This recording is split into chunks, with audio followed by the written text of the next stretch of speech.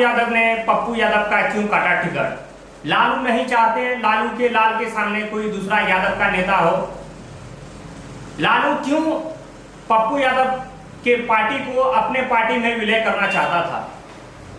लालू अपने पार्टी में पप्पू यादव को पार्टी को इसलिए विलय करना चाहता था ताकि आने वाले फ्यूचर में जो है कि लालू के लाल के सामने कोई दूसरा यादव का नेता बड़ा नेता नहीं बन जाए और लाल के जो है कोई खतरा नहीं हो।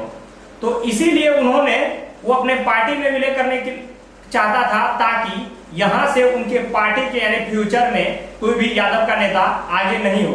अगर उनके पार्टी में अगर पप्पू यादव विलय हो जाता तो क्या कल चल के यानी पप्पू यादव उनके पार्टी में कभी भी बड़ा नेता नहीं बन सकता था। और बिहार के लिए पप्पू यादव ने, इसीलिए पप्पू ने क्यों कांग्रेस में किया अपने पार्टी का विलय?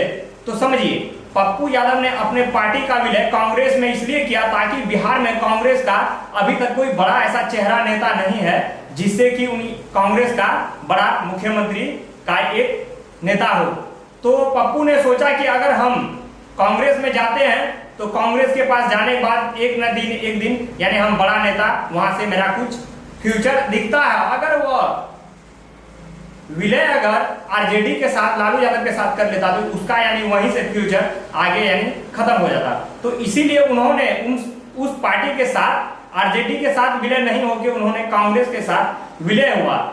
तो इस तरह से जो है कि यानी उनका टिकट काटा गया ताकि वो यहां से हारे।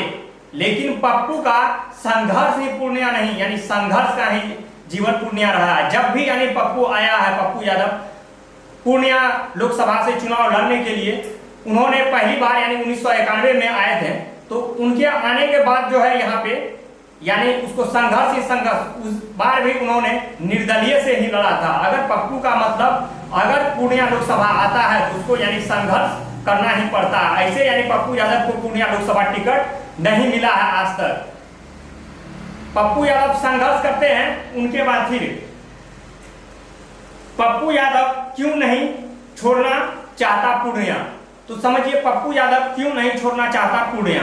तो पप्पू यादव के बारे में अगर आप समझेंगे, 1991 में जो है पप्पू यादव यानी निर्दलीय चुनाव लड़के वो जीते थे।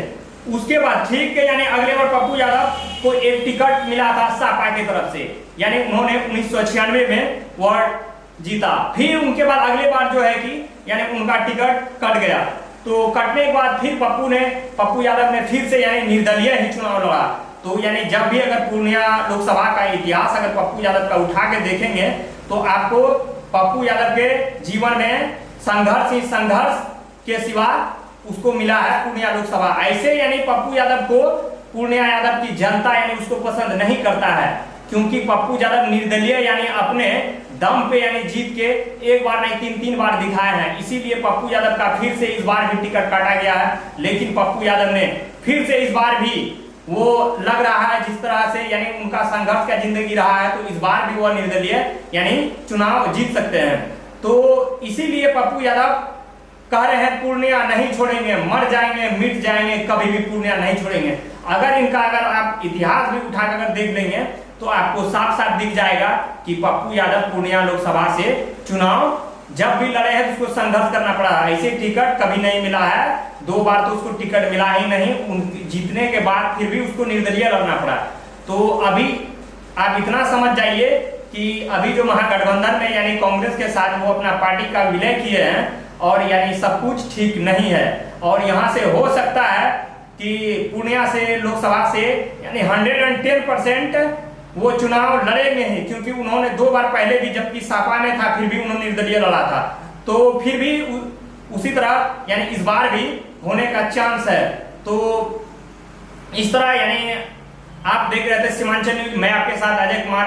आप कमेंट बॉक्स में जाके जरूर बताएं क्या अभी हम आपके साथ जो ये बात को साझा किए क्या ये सच में सही मायने में है, पप्पू यादव को आना चाहिए या नहीं, या पूर्णिया लोकसभा का चुनाव लड़ना चाहिए या नहीं।